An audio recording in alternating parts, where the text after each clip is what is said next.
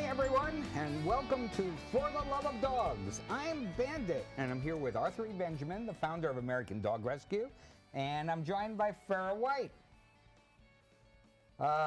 We're experiencing a first on the show today. Tell them about it, Farrah. I will. For the very first time in the history of our show, we're featuring the Bull Terrier.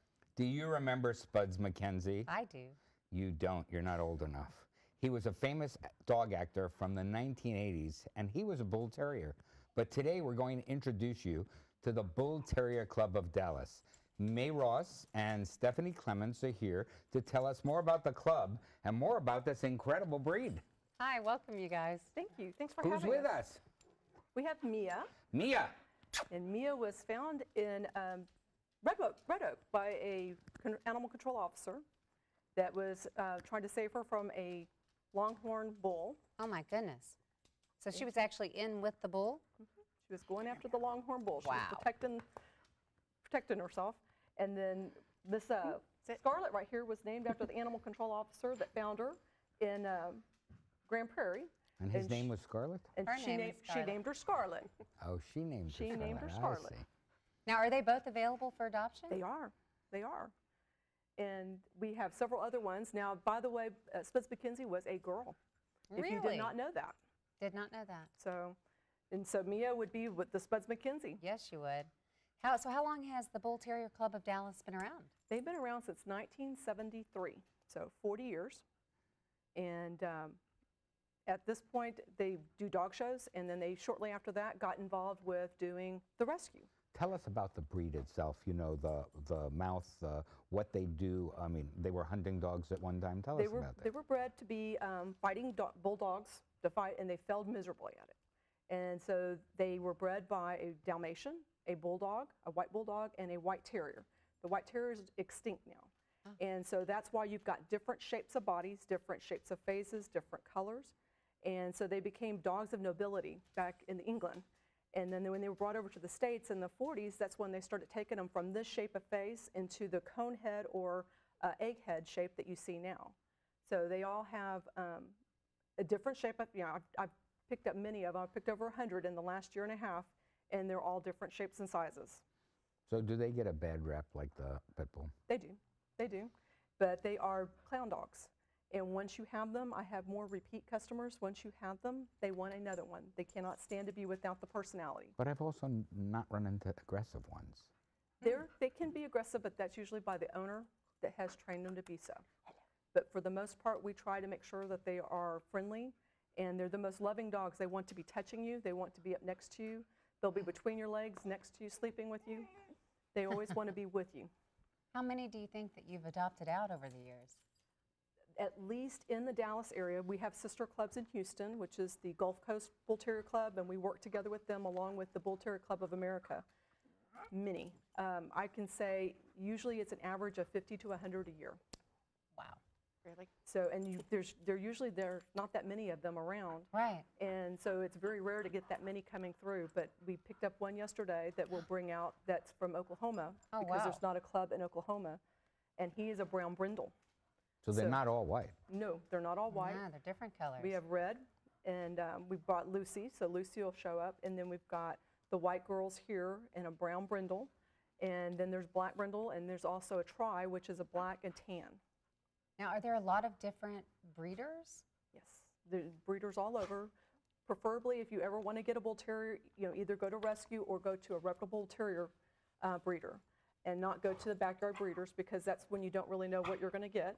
Mm-hmm. But we have lists. If you go to a bull terrier club and ask them about the breeders in their club, they'll be happy to forward you over the information. And now, are you looking currently for foster families? Of course, always. Yes. Stephanie and I do a lot of the fostering. I seem to have more in the Dallas area. I've got a few people that help us. If they don't just do transport, they also help us with the dogs themselves. But we also have our wonderful vet that if they can at least get us to our vet clinic, then they'll hold them until somebody can get up there and take them to foster. And what should a foster know about this breed? Well, we would want to train them well, because sometimes they don't get along with small animals. Okay. So that's just the prey instinct for the training of the hunting. But there are some, like she gets along with almost anything. Yeah. And Mia gets along with small dogs as well. And cats are usually, cats, squirrels, and rabbits are usually something that they look at as something to chase. And, but they, for the most part, can be very hyper, and especially puppies until they're 3. They do like to chew on anything, so you wouldn't leave a 3-year-old child home alone. So they're best in a crate, which a lot of people don't believe in crates, but that's their room. Yeah. And so they like to go in the room and hang out in the room with Yeah. their toys. And relax. Mhm. Now, you had mentioned earlier that you have some people that transport. What all is entailed in that? I put out a call this week to see if somebody could help me. One of the ladies in Oklahoma City that shows dogs with us, she says, I'll be happy to bring them to you. So she picked them up, and then she met another friend of mine that has contacted me through the Bull Terrier Club. And she was willing to go over and pick them up at the state line and bring them to me. And so we met up at another place called Lone Star Dog Ranch, which was awesome. Nice. And we met there and got to talk to some of the other dogs they had there and have them evaluate another dog I have as well. And you know, Facebook, we get on Facebook. We have the different links between the club and on the website. There's a lot of people that'll help us out just by letting us know that they're available to help us. And do you have a lot of different partners, vets, and other people Oh, yes. around the area? My favorite vet is the Veterinary Dental of Dallas, and they specialize in dental, but they also are very rescue friendly. Aw. And so they are willing to help us out 24/7 whenever there's something that comes in. And we found them through Rocky Ridge Refuge, which uses them as well. And they've had quite a few of interesting animals that I've helped them transport, and she's helped us as well with the transport. So what do you like most about the Bull Terrier? Their personality. You haven't met a dog till you met a Bull Terrier. And I got told that back in '05, and I am now doing rescue for Bull Terriers.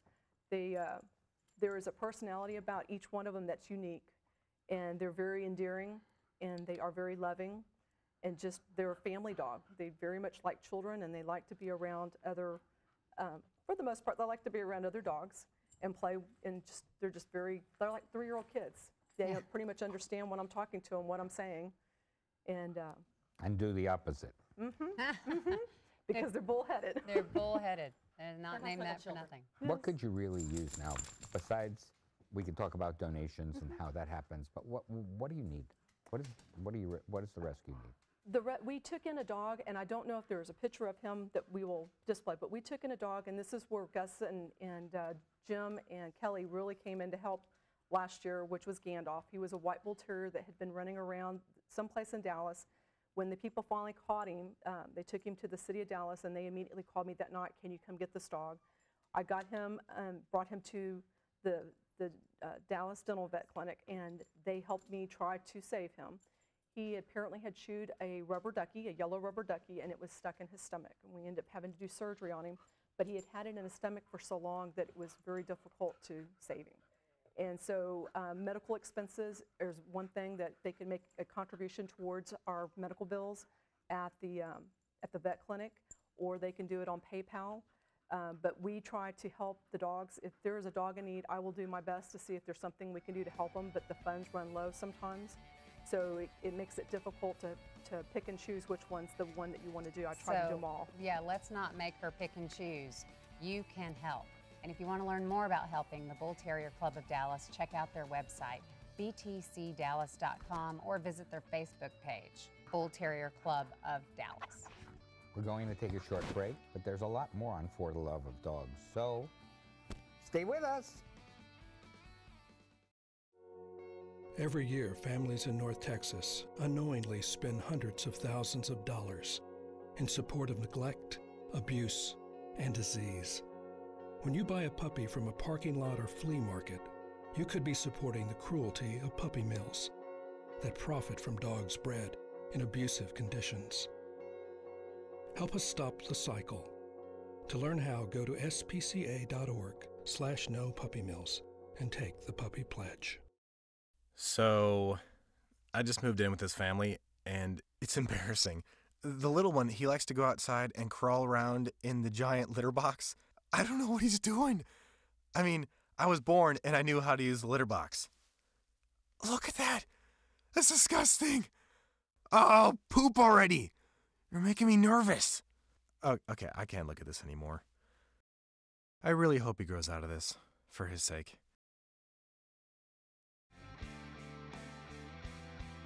My name is Teresa. This is Scooter.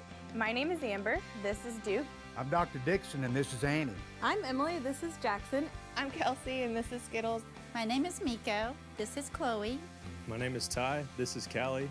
My name is Tamar. This is Simon. My name is Renee. This is Snowball. My name is Dr. Miller. This is Fletcher. My name is Eric. This is Sport. My name is Stacy, and this is Britches. And I'm a pet lover first. And I am a pet lover first.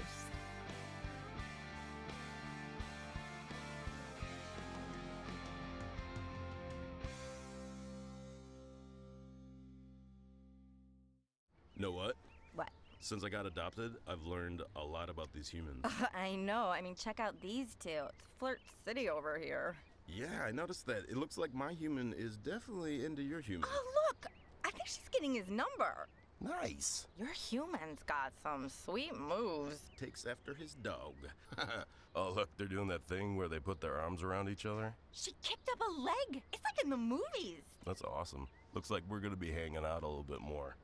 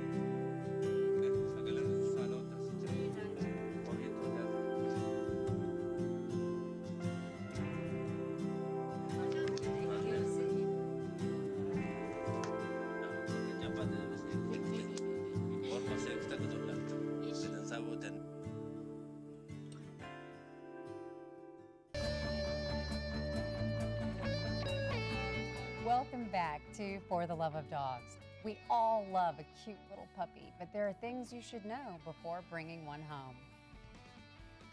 Dogs 101, the channel on YouTube, helps us decide if a puppy is right for us. Watch this.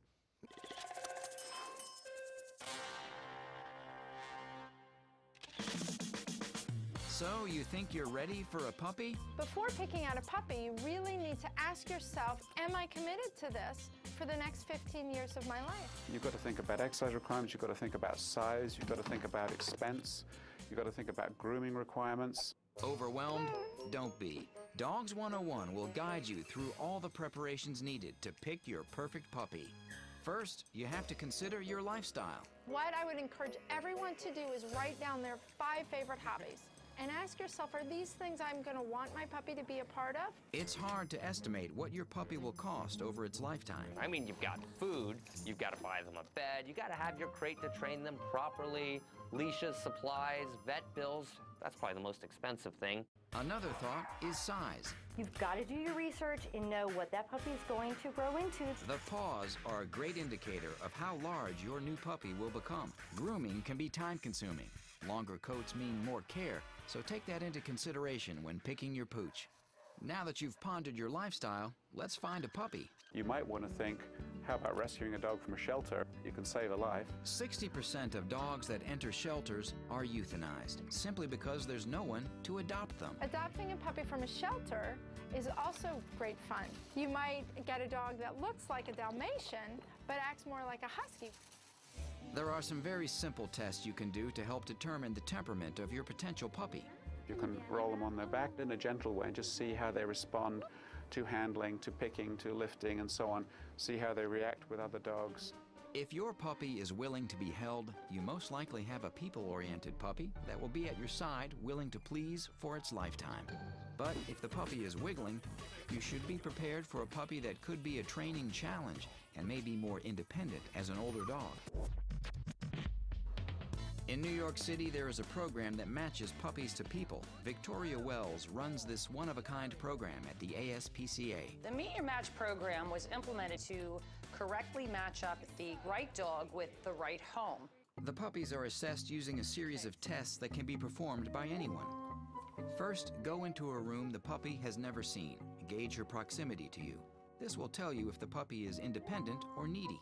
Right now, she's gravitating towards me. I think she's looking for a little security within a person. So she might be a little bit on the timid side. Bye-bye. Is the puppy prone to separation anxiety? Leave her alone for a couple of minutes, then come back. Hi, Stacy, I'm back. Come here. Hello. I'm back. Are you happy? Well, that's good. I mean, she's happy to see me. I could tell by the whining that I heard through the door that she might have a little bit of an issue with being left alone. Does this puppy want control? Grab her paw and hold it. Well, she's really not giving me a problem. A lot of dogs will pull away. They'll even start to chew on your fingers. To test predatory behavior, take a toy and start playing. Does puppy chase it or tug it? She doesn't have much of a predatory instinct. I don't think she won't be chasing any small animals out there. Food guarding can be an issue in a house with small children. To test this, give your puppy food, then take it away. To be safe, Victoria uses a fake hand. Good thing. Ooh. It's funny to think that a small dog like this has a guarding issue. Finally, is your puppy food-driven or play-driven? Both food and play can be a reward in training. There you go. So she did a sit, which was good. And that just gives us some indication of her aptitude for training. Once the results are calculated, this puppy will be assigned a color based on personality. She is 4, which puts her in the purple category. A purple rating is the easiest of puppies. Orange is a middle-of-the-road puppy, while the most difficult to train get the color green. Now tested, this puppy is ready to find its perfect match and forever home. 5 weeks is a good age to make a selection because the puppy's personalities are in full bloom. Whether you live in an apartment or have tons of property, puppies need a stimulating environment. The right puppy can fit into any family. If you're a young, active couple, look for a lively puppy. If you have small children, find a puppy that's even-tempered and social. Try to determine early if your dog is motivated by food or play. This will help with training. So, on the whole, puppies need a stimulating environment and lots of socialization. There's nothing more important than picking a puppy that fits in with your family and lifestyle. And the motto for training is early and often. Still to come today, our rescue story of the week. We'll meet Dozer when we come back, so stay right there. Every year, families in North Texas unknowingly spend hundreds of thousands of dollars in support of neglect, abuse, and disease. When you buy a puppy from a parking lot or flea market, you could be supporting the cruelty of puppy mills that profit from dogs bred in abusive conditions. Help us stop the cycle. To learn how, go to spca.org/no-puppy-mills and take the puppy pledge. Hi, I'm Cheryl Crow, and I'm a musician and a mother, and this is Buttercup. She's also a mother, but not by choice. She's a survivor of a puppy mill. Buttercup spent her life in a dirty wooden hutch, forced to produce litter after litter. She never went to a veterinarian or a groomer. She never had a soft spot to rest or a kind touch. She existed this way in cruel isolation year after year. Puppy mills are mass production factories where mother dogs suffer their entire lives, producing nearly 100% of puppies sold in pet stores and on the internet. When these dogs are no longer able to produce, they are often destroyed. Buttercup's nightmare ended the day Animal Rescue Corps saved her life. She finally knows what it means to have a loving family, but for the millions of dogs suffering in the estimated 15,000 puppy mills across the United States, this nightmare continues. Animal Rescue Corps and I ask you to visit your local shelter or rescue when choosing your next animal companion. You will not only be saving a life, you will be helping put an end to this cruel industry. Please go to animalrescuecorps.org to learn more about ending puppy mills. Buttercup and I thank you.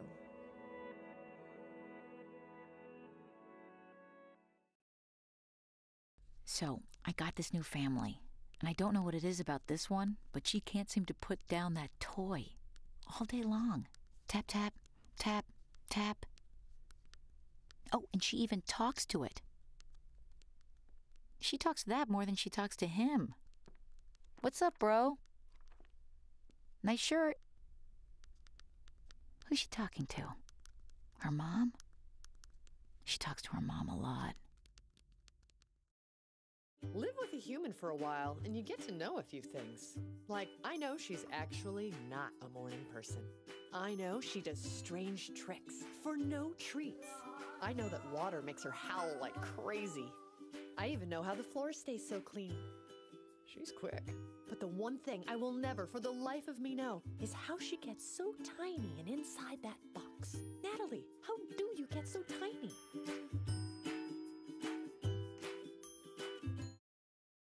So, I'm kind of new here, but I've noticed a trend. My human does this funny thing where she goes around and gets all my toys, and then she hides them in that basket by the door. You know, but it's always the same basket, and it's always in the same place. And then she acts so surprised when I find them, but, you know, she's putting them in the same basket. Again. It's like, hello, that's where you put it last time. You were the worst at hide and go seek.